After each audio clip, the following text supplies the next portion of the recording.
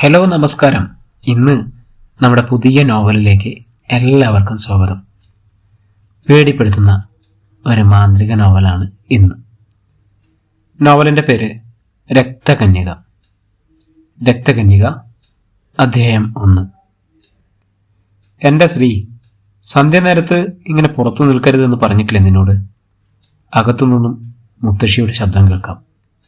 വിളക്ക് വെച്ച് കഴിഞ്ഞാലും ഈ പെണ്ണിന് മുറ്റത്തു നിന്നും കയറാനറിയില്ല. എത്രയെന്ന് വെച്ചാ പറയുക? എന്താ അമ്മേ, ആരോടാ ഈ പുരുവിറുക്കണത്? ശ്രീധരൻ അത് ചോദിച്ചപ്പോൾ അമ്മാളും അമ്മ അയാളെ ഒന്ന് നോക്കി. ആരോട് പറയാൻ? നിന്റെ തലതെറിച്ച ഒരു മോളില്ലേ, അതെങ്ങനെയാ പുന്നാരിച്ച് തലയിൽ വെച്ചിരിക്കല്ലേ? ശ്രീധരൻ ശ്രീനാഥ കോവിലകത്തെ കാര്യക്കാരനാണ്. കോവിലകത്തോട് ചേർന്നുള്ള ഒരു ചെറിയ വീട്ടിലാണ് അദ്ദേഹവും അദ്ദേഹത്തിൻ്റെ അമ്മാളും അമ്മയും താമസിക്കുന്നത്. വീടിനോട് ചേർന്നുള്ള കാവിൽ വിളക്കും തിരിയും ഒക്കെ വെക്കുന്നത് ശ്രീദേവിയാണ്. ദുർഗമൂർത്തികളൊന്നും ഇല്ലാത്ത ശാന്തരൂപിണിയായ പാർവതിയാണ് പ്രതിഷ്ഠ. തറവാട്ടിൽ കാലങ്ങളായി ശ്രീവിദ്യയാണ് വിളക്കി വെക്കുന്ന കാര്യങ്ങൾ ഏൽപ്പിച്ചിരിക്കുന്നത്. വിരലിൽ പുരണ്ട എണ്ണ തലയിൽ തുടച്ച് അകത്തേക്ക് കയറി വരുന്ന ശ്രീവിദ്യയെ കണ്ടാൽ ആരും ഒന്ന് നോക്കിപ്പോകും. ശ്രീധരന്റെ മകളാണെന്ന് പറഞ്ഞാൽ ആരും വിശ്വസിക്കില്ല. കോവിലകത്തിന്റെ സന്തതിയാണ് എന്ന് പുറമേയുള്ളവർ അടക്കം പറയും. അതെങ്ങനെയാ? പറഞ്ഞു തരേണ്ട ശ്രീദേവി മരണപ്പെട്ടു പോയതല്ലേ? ശ്രീനാഥ കോവിലകം പ്രതാപവർമ്മയുടെ ഒരു നിറവും സൗന്ദര്യവും ശ്രീവിദ്യയ്ക്കുണ്ട് എന്നൊക്കെ പുറമെ രഹസ്യമായ പരസ്യമാണ്. മനുഷ്യൻ കുഴിച്ചു മൂടാൻ ശ്രമിക്കുന്ന പല രഹസ്യങ്ങളും പ്രകൃതി പുറത്തു കൊണ്ടുവന്നു വരും എന്ന് പറയുന്നത് വെറുതെയല്ല.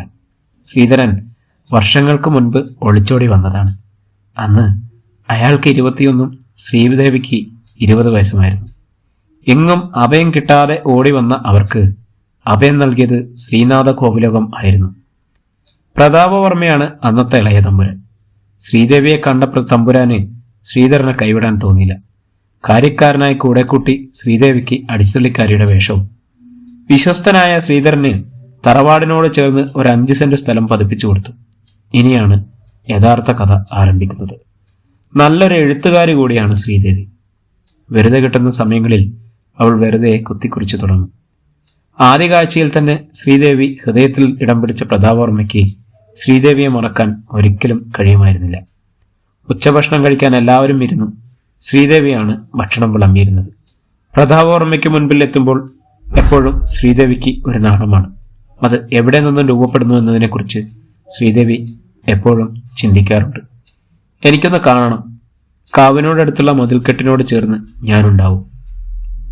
ആരും കാണാതെ പ്രതാപവർമ്മ ശ്രീദേവിയോട് പറയുമ്പോൾ അവൾ ആലില പോലെ വിറച്ചു തുടങ്ങി. ഭക്ഷണം കഴിഞ്ഞ് എല്ലാവരും അവരവരുടെ പള്ളിയറകളിലേക്ക് മടങ്ങുമ്പോൾ പ്രതാപവർമ്മ കാവിനടുത്തേക്ക് നടന്നു. അവിടെ അവളുണ്ടായിരുന്നു. വരുമെന്ന് പ്രതീക്ഷിച്ചില്ല. പ്രതാപവർമ്മ അത് പറഞ്ഞപ്പോൾ അവൾ മുഖമുയർത്തി അയാളെ ഒന്ന് നോക്കി. എനിക്കങ്ങനെ വരാതിരിക്കാൻ കഴിയുമോ? വരാതിരിക്കാൻ കഴിയില്ല എന്നറിയാം, എങ്കിലും വരാതെയും ഇരിക്കാലോ. പ്രതാപവർമ്മ അവളുടെ അടുത്തേക്ക് നീങ്ങി നിന്നു. തമ്പുരാൻ എന്താ വരാൻ പറഞ്ഞത്? എനിക്ക് തന്നെ ഇങ്ങനെ തനിച്ചൊന്ന് കിട്ടാൻ. തൊട്ടടുത്താവുമ്പോൾ തൻ്റെ ഗന്ധം അതെന്നെ വല്ലാതെ മത്തുപിടിപ്പിക്കും. തമ്പുരാൻ എന്തൊക്കെയായി പറയുന്നത്? ആരെങ്കിലും കേട്ടാലോ? കേട്ടോട്ടെ, അതിനെന്താ കുഴപ്പം? താൻ നന്നായി എഴുതാറുണ്ട് ഇല്ലേ? അയ്യോ, അങ്ങനെയൊന്നുമില്ല. താൻ എഴുതി ഉപേക്ഷിച്ച കുറച്ച് കൈയെഴുത്തുകൾ എനിക്ക് കിട്ടി. എന്താ അതിൻ്റെ ഒരു ഭംഗി! എന്നാ ഞാൻ പോയിക്കോട്ടെ തമ്പുരാനെ. ശ്രീധരേട്ട ഇപ്പോൾ വരും. കണ്ടാ പിന്നെ കണ്ടും സംസാരിച്ചും കൊതിതീരുന്നില്ല പെണ്ണെ. പ്രതാപവർമ്മ ശ്രീദേവിയുടെ അരികിലേക്ക് ചേർത്ത് നിന്നു. അരക്കെട്ടിലൂടെ അവളെ ചേർത്ത് പിടിച്ചപ്പോൾ ഒരു കന്യകയെപ്പോലെ അവൾ പിടഞ്ഞു. അയാളുടെ നിശ്വാസം ഒരു കൊടുങ്കാറ്റ് പോലെ അവളുടെ കവിളുകളെയും കഴുത്തിനെയും പൊള്ളിച്ചു. തമ്പുരാനെ, ആരെങ്കിലും കാണും. പ്രതാപവർമ്മ പതിയെ അവളിൽ നിന്നും അകന്നു മാറി. നാളെ നിലവറയിലെ മുത്തശ്ശന്മാരുടെ ഗ്രന്ഥങ്ങളൊന്ന് അടുക്കി വെക്കണം. താൻ അങ്ങോട്ട് വരണം.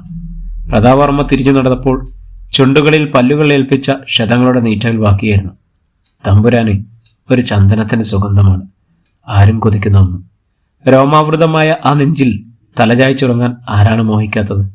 വീട്ടിലേക്ക് കയറിയപ്പോൾ ഉമ്മറപ്പടിയിൽ തന്നെ ശ്രീധരനുണ്ടായിരുന്നു. നീ എവിടെ പോയി? കാവുവരെ പോയതാ. നാളെ നിലവറയിലെ ഗ്രന്ഥങ്ങൾ വെച്ചിരിക്കുന്ന മുറി തുറക്കുന്നുണ്ട്. മന്ത്രങ്ങളും വേദഗ്രന്ഥങ്ങളും ആണത്. താൻ തമ്പുരാന്റെ കൂടെ നിലവറയിൽ പോകണം. ശ്രീധരൻ അത് പറയുമ്പോൾ ഒന്നും അറിയാത്തതുപോലെയുള്ള നിൽപ്പായിരുന്നു ശ്രീദേവി. ഈ രാത്രി എങ്ങനെയെങ്കിലും ഒന്ന് കഴിഞ്ഞിരുന്നുവെങ്കിൽ എന്ന് ഒരുപാട് ആഗ്രഹിക്കുന്നുണ്ടായിരുന്നു. തൻ്റെ വസ്ത്രങ്ങൾ മൂക്കിനോട് ചേർത്തു. തമ്പുരാന്റെ മണം കിട്ടുന്നുണ്ടോ എന്ന് ശ്രദ്ധിച്ചു. രാവിലെ കുളിച്ച് കുറിചാർത്തി ഈറനോടെ കൈവിളക്കേന്തി നിലവറയിലേക്ക് തമ്പുരാനൊപ്പം ഇറങ്ങി. വലിയ നിലവറയിൽ അലമാരകളിൽ അടുക്കി വെച്ചിരിക്കുന്ന താളിയോലകളും നിലത്ത് ഇരിക്കാനായി വെച്ചിരിക്കുന്ന പീഠങ്ങളും കുറച്ചപ്പുറത്തായി ചങ്ങലിൽ തൂങ്ങിയാടുന്ന സംഭ്രമചക്കട്ടിലും തേക്കിൻതടിയിൽ തീർത്ത ഗംഭീരം തന്നെ അത്. പ്രതാപവർമ്മ അതിലിരുന്ന് ശ്രീദേവിയെ ഒന്ന് നോക്കി. അവളെന്തോ അതിശയം പോലെ അയാളെ നോക്കി നിൽക്കുകയായിരുന്നു. എന്താടോ അവിടെ തന്നെ നിന്ന് കളഞ്ഞത്? അയാൾ അവളെ തന്നെ നോക്കി നിൽക്കുകയാണ്. അയാൾ പതിയെ എഴുന്നേറ്റ് കൈവിളക്കുകളിൽ നിന്നും തീ ഭിത്തിയിലെ വിളക്കുകളിലേക്ക് പകർന്നു. അയാളുടെ നെഞ്ചിൽ പൂണൂൽ തിളങ്ങുന്നത് പോലെ. ഒറ്റ നോട്ടത്തിൽ തന്നെ ഒരുപാട് മോഹിച്ചു പോകുന്ന പെണ്ണു. അയാൾ അത് പറയുമ്പോൾ ശബ്ദം വല്ലാതെ ഇടറിത്തുടങ്ങിയിരിക്കുന്നു. ശ്രീദേവി പ്രതാപവർമ്മയുടെ കണ്ണുകളിലേക്ക് നോക്കി. അയാൾ അവളിലേക്ക് അടുക്കുകയായിരുന്നു. ഉയർന്നു താഴ്ന്ന ശ്വാസനിശ്വാസങ്ങളെ ഞെട്ടിച്ചുകൊണ്ട് ഭിത്തിയിലെ കൈവിളക്ക് നിലത്തേക്ക് പതിച്ചു. അതിലെ മണ്ണെണ്ണ നിലത്ത് പടർന്ന് ഒഴുകി തീ പിടിച്ചു തുടങ്ങി. പടർന്നു തുടങ്ങിയ തീയിലേക്ക് അയാളൊന്ന് സൂക്ഷിച്ചു നോക്കി. കണ്ണുകൾ അടച്ച് അയാളുടെ ചുണ്ടുകൾ പതിയെ അനങ്ങിത്തുടങ്ങി.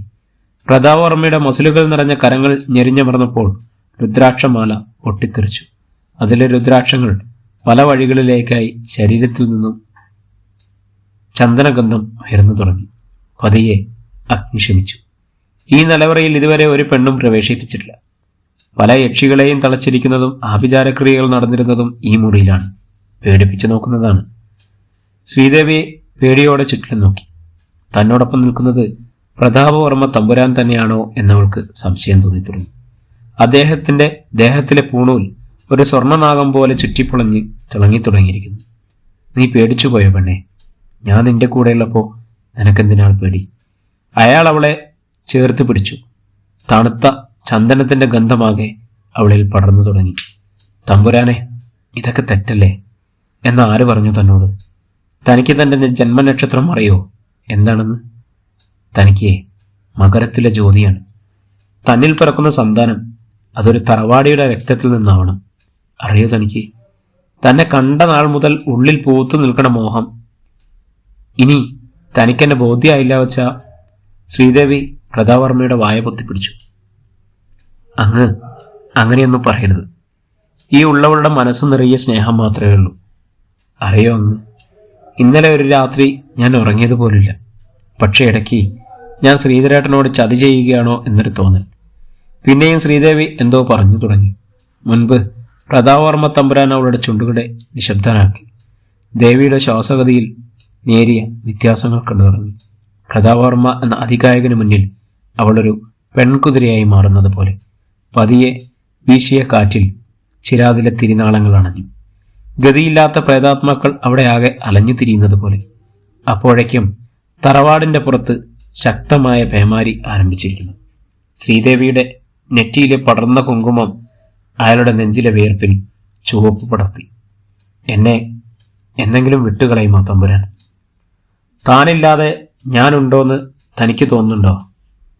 എനിക്കിനി തമ്പുരാനില്ലാതെ പറ്റുമെന്ന് തോന്നുന്നില്ല. ആലസ്യങ്ങളിൽ നിന്നും മോചിതയാവാതെ അവൾ എന്തൊക്കെയോ വീണ്ടും വീണ്ടും പുലമ്പിക്കൊണ്ടിരുന്നു. തറവാട് ക്ഷേത്രത്തിലെ കാവിൽ ഒരിക്കലും അണയാത്ത ഒരു കെടാവിളക്ക്. അതിന് ചുവട്ടിലേക്ക് ഒരു കരിനാഗം ഇഴഞ്ഞു വന്നു. പതിയെ അത് വിളക്കിൽ ചുറ്റിപ്പടർന്നു കയറി. കത്തുന്ന തീയിലേക്ക് അതിന്റെ തല പതിയെ നീട്ടി. പച്ച മാംസം കരിയുന്ന ദുർഗന്ധം അവിടെ പടർന്നു തുടങ്ങി. പതിയെ ആ വിളക്കണഞ്ഞു. പകലിന്റെ ഭാവം അതിവേഗം മാറി. കാറുകൊണ്ട് നിറഞ്ഞു. അതിശക്തമായ മഴ പെയ്തു തുടങ്ങി. ഒരു മിന്നൽ പിണർ ഭൂമിയിലേക്ക് ഇറങ്ങി വന്നു. തറവാടിന്റെ മുറ്റത്തെ ഓട്ടുകിണ്ടി ചിന്നിച്ചിതറി. ആകാശത്ത് ഒരു മുഖം തെളിഞ്ഞു. ആ മുഖം വിണ്ടുകീറി പല്ലുകൾ നീണ്ട് ചീഞ്ഞളിഞ്ഞ കണ്ണുമായി ഒരു പെണ്ണ്. ശിവശിവ, എന്തൊക്കെയാ നടക്കുന്നത്? തറവാട്ടുകാരനവർ കൃഷ്ണമൂർത്തി മുകളിലേക്ക് കണ്ണുകൾ ഉയർത്തി ആരോടൊന്നുമില്ലാതെ വിലപിച്ചു. തമ്പുരാനെ! ശ്രീദേവി പ്രതാപവർമ്മയെ നോക്കി കുറുകി. താനുമായി വന്നാൽ ഗ്രന്ഥങ്ങൾ അടുക്കൽ നടക്കുമെന്ന് എനിക്ക് തോന്നുന്നില്ല. അയാളൊരു കള്ളച്ചിരിയോടെ അവളുടെ കവിളിൽ നുള്ളിക്കൊണ്ട് പറഞ്ഞു. പുറത്തു നടക്കുന്ന കോലാഹലമൊന്നും അവർ അറിയുന്നുണ്ടായിരുന്നില്ല. നിലവറയുടെ പടിക്കെട്ടുകൾ കയറുമ്പോൾ ഒരു ഗൗളി പ്രതാപവർമ്മയുടെ തോളിൽ വീണ് വല്ലാതെ ചിലച്ചു. അയാൾ ആ ജീവിയെ ഒന്ന് സൂക്ഷിച്ചു നോക്കി.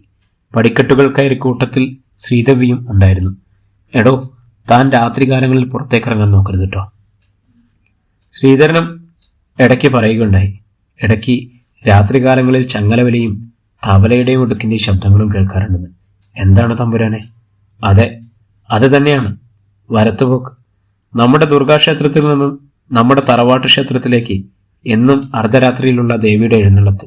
മുന്നിൽപ്പെട്ട പിന്നെ ഇല്ല. ഇതിപ്പോ തമ്പുരാൻ എന്നോട് പറയാൻ കാരണം? എനിക്കും നിനക്കും ഒരു കുഞ്ഞു ജനിക്കും ശ്രീദേവി. കാർത്തിക നക്ഷത്രത്തിൽ അവളുടെ ജനനത്തിനു മുമ്പ് നമ്മളിൽ ഒരാൾ മാത്രമേ ഉണ്ടാവൂ. ശ്രീദേവിക്ക് ഒരുതരം മരവിപ്പായിരുന്നു. അങ്ങ് എന്തൊക്കെയാണ് പറയുന്നത്? കാലം നിനക്ക് തെളിയിച്ചു തരും. 5 മലയും പഞ്ചഭൂതങ്ങളും 38 മുക്കോടി ദൈവങ്ങളും സാക്ഷി നിർത്തി ഞാൻ പഠിച്ച മുത്തശ്ശന്മാരുടെ മാന്ത്രിക ഗ്രന്ഥങ്ങളിൽ നിന്നും കിട്ടിയ അറിവുകളാണിത്. പ്രതിവിധിയൊന്നുമില്ലേ? ഉണ്ട്, പക്ഷെ നമുക്കത് നടക്കില്ല. എന്താണ് പ്രതിവിധി? തൻ്റെ വയറ്റിൽ ജനനം കുറിക്കുന്ന കുഞ്ഞിന്റെ 3-ാമത്തെ മാസം അതിനെ പുറത്തെടുത്ത് എണ്ണത്തോണിയിൽ കാത്തു സൂക്ഷിച്ച് മൺകലത്തിൽ നിക്ഷേപിച്ച് നഗ്നനായി ഞാനും നീയും അമാവാസി നാളിൽ ചുടലയക്ഷിക്കായി ഹോമം നടത്തണം. എനിക്ക് തമ്പുരാനാണ് വലുത്. ഞാനെന്തിനും തയ്യാറാണ്. പെണ്ണെ, അങ്ങനെയൊന്നും പറയരുത്. ആ കുഞ്ഞിനെ താൻ പ്രസവിക്കണം. പുറത്ത് നല്ല മഴ പെയ്യുന്നത് നോക്കി ശ്രീദേവി അങ്ങനെ നിന്നു. അവളെ ഒന്നുകൂടി തിരിഞ്ഞു നോക്കി പ്രതാപവർമ്മ നടന്നു നീങ്ങി. തലയിൽ തേച്ച കാച്ചു വെളിച്ചെണ്ണയുടെ ഗന്ധം അയാളൊന്ന് കണ്ണടച്ച് ആസ്വദിച്ചു. അതെ, ശ്രീദേവിയുടെ കഴുത്തിലൂടെ ചുണ്ടുകൾ എഴിഞ്ഞു നീങ്ങിയപ്പോൾ ഇതേ മണമായിരുന്നു. വല്ലാത്തൊരു പെണ്ണാണവൾ. എണ്ണക്കറുപ്പ് എന്നൊക്കെ പറയുന്നത് പോലെ നീണ്ട മുടിയും കൺമഷി എഴുതിയ മിഴികളും ആരെയാണ് കൊതിപ്പിക്കാതെ ഇരിക്കുക. ചൂടുള്ള നിശ്വാസങ്ങൾ അവളുടെ ചെവിയിലും കഴുത്തിലും പതിക്കുമ്പോൾ അവളുടെ പുളയലുകൾ പ്രതാപവർമ്മയെ വല്ലാതെ ഉന്മാദത്തിലാക്കിയിരിക്കുന്നു. ഈ 40 വയസ്സുകാലത്ത് കിട്ടിയ ഒരു അപൂർവ നിധിയാവണം അവൾ. കാരണവർ പറഞ്ഞതുപോലെ മന്ത്രങ്ങൾ മുഴുവൻ പഠിച്ചു. മന്ത്രത്തിലും തന്ത്രത്തിലും ഒരാൾക്കും തന്നെ തോൽപ്പിക്കാനാവില്ല. പക്ഷേ ജീവിതകാലം മുഴുവൻ ബ്രഹ്മം മരിക്കാനാവില്ല. വെറുതെ ജീവിച്ച് മരിച്ചിട്ട് എന്ത് കാര്യം? അതും സ്ത്രീയെപ്പോലെ ഒരു സുന്ദരിയായ പെണ്ണിനെ കയ്യിൽ കെട്ടിയിട്ട്. 4 കെട്ടും തറവാടുകൾക്കും ഉള്ളിൽ ബാക്കിയുള്ളവർ എല്ലാം അവരുടെ അന്തർജനങ്ങളുമായി സല്ലാപത്തിൽ ഏർപ്പെടുമ്പോൾ ഒരു നെടുവീർപ്പോടു കൂടിയല്ലാതെ അത് കാണാൻ കഴിയില്ല. ഇനിയും ശ്രീദേവിയെ വേണം. അയാൾ എന്തൊക്കെയോ തീരുമാനിച്ചുറപ്പിച്ചിരിക്കുന്നു. തലകുളിർക്കെ എണ്ണ തേച്ച് പ്രതാപവർമ്മ തറവാട്ട് കുളത്തിലേക്ക് നടന്നു. ആമ്പലും താമരയും നിറഞ്ഞ കുളത്തിൽ തറവാട്ടിൽ നിന്നല്ലാതെ ആരും വരാറില്ല. ഇരുൾപടർപ്പ് നിറഞ്ഞു നിന്ന കുളം എപ്പോഴും ഒരു അത്ഭുതമാണ്. ശരിക്കും പണ്ടുള്ള കാരണവന്മാർ കുളത്തിൽ നിന്നും എന്നും ഒരു സ്വർണ്ണ നാണയം കിട്ടിയിരുന്നു അത്രേ. പതിയെ തറവാട്ട് കുളത്തിലേക്ക് ഇറങ്ങിയപ്പോൾ വല്ലാത്ത തണുപ്പ്. വെട്ടുകല്ലുകൾ കൊണ്ട് കെട്ടി വൃത്തിയാക്കിയ കുളത്തിന്റെ അടിവശം നന്നായി കാണാം. ശ്രീദേവി മനസ്സിൽ നിന്നും പോകുന്നില്ല. എത്ര മനോഹരമായാണ് അവൾ ഹൃദയത്തിൽ കയറിപ്പറ്റിയത്. പ്രണയം ഒരു വല്ലാത്ത അനുഭൂതിയാണ്. പതിയെ ഒന്ന് കുളത്തിലേക്ക് മുങ്ങിയപ്പോൾ പതിയെ പുറകിൽ നിന്നും ആരോ നന്നായി തള്ളിവിട്ടതുപോലെ. ഏയ്, അങ്ങനെയൊന്നും ഉണ്ടാവില്ല, തോന്നൽ മാത്രം. വീണ്ടും ഒന്നുകൂടി മുങ്ങിയപ്പോൾ വെള്ളത്തിനടിയിൽ നിന്നും തന്നെ നോക്കി നിൽക്കുന്ന ശ്രീദേവി. അത് കൊള്ളാം. ഓർക്കുമ്പോഴേക്ക് ഇങ്ങെത്തിയോ? ഒരുമിച്ചൊരു കുളി. അതൊത്തിരി മോഹിച്ചതാണ്. എന്നാലും ആരും കാണാതെ എങ്ങനെ ശ്രീദേവി ഇവിടെ എത്തി? വേറെ ആരെങ്കിലും ഇവിടെ എത്തും മുമ്പ് ശ്രീദേവിയെ ഒന്ന് ആലിംഗനം ചെയ്യണം. വല്ലാത്ത ഒരു വേഗതയായിരുന്നു അവളുടെ അടുത്തേക്കെത്താൻ. അവൾ 2 കൈയും നീട്ടി ഒരു കൊച്ചു കുഞ്ഞിനെ പോലെ അയാളെ ചേർത്ത് നിർത്തി. ശ്രീദേവിയുടെ ഗന്ധം എന്തേ മാറിയിരിക്കുന്നു. മനുഷ്യനെ ആലസ്യപ്പെടുത്തുന്ന ഒരു ഗന്ധം. അവളുടെ ചേർത്ത് പിടിക്കലുകൾക്ക് ഐസുകട്ടകൾ പോലെ മരവിപ്പിക്കുന്ന ശരീരം മരവിപ്പിക്കുന്നു എന്ന് ഒരു തോന്നൽ. നിലവിളിക്കാൻ പോലും ആവാതെ ആകെ ശരീരം തളരുന്നതുപോലെ. എന്തുപറ്റി ഇവൾക്ക്? എന്താ തമ്പുരാനെ ആലോചിക്കുന്നത്? കിളിനാദം പോലെയുള്ള അവളുടെ ശബ്ദം അയാളെ വല്ലാതെ അമ്പരപ്പിച്ചു. അവളുടെ ശബ്ദത്തിൽ പരിചിതമല്ലാത്തൊരു മധുരം കലർന്നിരുന്നു. അയാൾ അവളെ ഒന്നുകൂടി ചേർത്ത് പിടിച്ചു. അയാളുടെ കൈകൾ അതിവേഗത്തിൽ ചലിച്ചു. അവളുടെ വസ്ത്രങ്ങൾ ഒന്നൊന്നായി അഴിഞ്ഞു വീണു. അവളുടെ മുഖം അയാളിലേക്കടുത്തു. കുളത്തിന്റെ കരയിലുണ്ടായിരുന്ന ശംഖ് പതിയെ ഇരുണ്ട് വെള്ളത്തിലേക്ക് വീണു. തവളകൾ പേടിച്ച് വെള്ളത്തിനടിയിലേക്ക് ഒളിയിട്ടു. പ്രകൃതിയും പരിസരവും നിശബ്ദമായി അവർ എന്തിനെയോ ഭയക്കുന്നത് പോലെ. ശ്രീദേവി! അയാൾ വികാരവിവശനായി അവളെ വിളിച്ചു. അവളൊന്ന് പൊട്ടിച്ചിരിച്ചു. അവിടെയാകെ ആ വിളികൾ മാറ്റൊലി കൊണ്ടു. പാലപ്പൂവിന്റെ ഗന്ധം അയാളുടെ നാസിക തകർത്തതുപോലെ. പതിയെ പെണ്ണെ, നിന്റെ ചിരികെട്ട് എല്ലാവരും വരും. തമ്പുരാനെ, എനിക്ക് വല്ലാതെ ദാഹിക്കുന്നു. ഈ പെണ്ണിന്റെ ഒരു കാര്യം, നിന്റെ ദാഹമേ ഞാൻ മാറ്റിത്തരും. അവളെ ഒന്നുകൂടി ചേർത്ത് പിടിച്ച് അയാളുടെ കൈകൾ വീണ്ടും വികൃതി കെട്ടിക്കൊണ്ട് നിയന്ത്രണങ്ങളില്ലാതെ അലഞ്ഞു തിരിഞ്ഞു. അവൾ അയാളെ ചേർത്ത് പിടിച്ചു. ഒരനുസരണയുള്ള കുട്ടിയെപ്പോലെ അവളുടെ മാറിടത്തിൽ അയാൾ ചാഞ്ഞു ക്ഷയിച്ചു. അവൾ അയാളിൽ എന്തോ തപ്പിത്തടഞ്ഞു നടക്കുന്നത് പോലെ. ഒടുവിൽ ഒരു ഷോക്ക് പോലെ അയാളിൽ നിന്നും ഞെട്ടിമാറി. എന്താണ് പെണ്ണെ? ആ ലോഹം എൻ്റെ ശരീരം വല്ലാതെ വേദനിപ്പിക്കുന്നു. അതൊന്ന് ഒഴിവാക്കി കൂടെ? ഇപ്പോഴും തമ്പുരാന് അന്ധവിശ്വാസങ്ങൾ മാത്രമേ ഉള്ളൂ. അത് കൊള്ളാം. നിനക്കിപ്പോഴും ഇതൊന്നും അറിയില്ലേ? പെണ്ണെ, തറവാട്ടിലെ നിലവറയിൽ തളച്ച രക്തരക്ഷസിന്റെ ആക്രമണം തടയാൻ വേണ്ടിയാണ് ഈ ഏലസ്. ഓ പിന്നെ, രക്തരക്ഷസ്. ഇപ്പോ ഉപദ്രവിക്കാൻ അതിന് വേറെ പണിയൊന്നുമില്ല. അവൾക്ക് മുന്നിൽ നാണം കെട്ട് തലതാഴ്ത്താൻ അയാൾക്കാവുമായിരുന്നില്ല. പ്രതാപവർമ്മ പതിയെ ലോഹത്തകടം ഊരി മാറ്റിവെച്ചു. അവളുടെ കണ്ണുകളിൽ വല്ലാത്തൊരു ചിളക്കം, വശ്യതയാർന്നൊരു ചിരിയും. നീ ഇങ്ങടുത്തു വാ പെണ്ണെ. തമ്പുരാൻ അവളെ ചേർത്ത് പിടിച്ചപ്പോഴേക്കും അവൾ കൂടുതൽ അയാളോട് ചേർന്നു. തമ്പുരാന്റെ തോളിലൂടെ കൈയിട്ട് അവൾ കണ്ണുകളിലേക്ക് നോക്കി. എന്താണ് നീ ഇങ്ങനെ നോക്കുന്നത്? തമ്പുരാനെ ഒത്തിരി ഇഷ്ടമാണ് എന്നെ. ഇഷ്ടമാണോ എന്നോ? ഞാൻ അറിയുന്ന ആദ്യത്തെ പെണ്ണിന്റെ ഗന്ധം. ഒരുപാട് വായിച്ചിട്ടുണ്ട്. പക്ഷെ അനുഭവം അതൊന്ന് വേറെ തന്നെയാണല്ലോ. അവളുടെ ചോരച്ചുവപ്പുള്ള ചുണ്ടുകളിൽ അയാൾ വിരൽ കൊണ്ട് തലോടി. പതിയെ അവൾ അവന്റെ നെഞ്ചിലേക്ക് ചായുകയായിരുന്നു. അവളുടെ പല്ലുകൾ പതിയെ നീണ്ട് അവ തമ്പുരാന്റെ കഴുത്തിൽ ആഴ്ന്നിറങ്ങാൻ വെമ്പൽ കൊണ്ടു. ഉണ്ണി, എന്താ നിനക്ക് ഈ കടവില്? സന്ധ്യാനേരത്ത് എത്ര നേരമായി തിരക്കി നടക്കുന്നു? പടിക്കെട്ടിന് മുകളിൽ നിന്നും തറവാട്ടുകാരനവർ വിളിച്ചു ചോദിച്ചു. ശരിക്കും ഞെട്ടിപ്പോയി പ്രതാപവർമ്മ. പക്ഷെ തിരിഞ്ഞു നോക്കിയപ്പോൾ ശ്രീദേവിയെ കാണാനില്ല. ഇവളിതെവിടെ പോയി? ഹൈ, എന്താ ആലോചിച്ച് നിൽക്കണത്? ഇന്നെന്താ ദിവസം ഒന്നും നിശ്ചയുണ്ടോ? കറുത്ത വാവിലെ അമാവാസി. മഴയും കോളും ഒന്നും ഇല്ലാണ്ടിരിക്കുമ്പോൾ നടുമുറ്റത്തെ കൊളാമ്പി അടക്കം പൊട്ടിത്തെറിച്ചിരിക്കുന്നു. നാളെ നീ തന്നെ ചന്ദ്രമലയിൽ പോയി അവിടുന്ന് ആരോടെങ്കിലും ഇത്രയിടം വരെ ഒന്ന് വരാൻ പറയണം. ശ്രീധരൻ പോയാൽ മതി, പക്ഷെ അവിടെ എത്തലുണ്ടാവില്ല. അതാണ് ഉണ്ണിയെ തന്നെ അയക്കുന്നത്.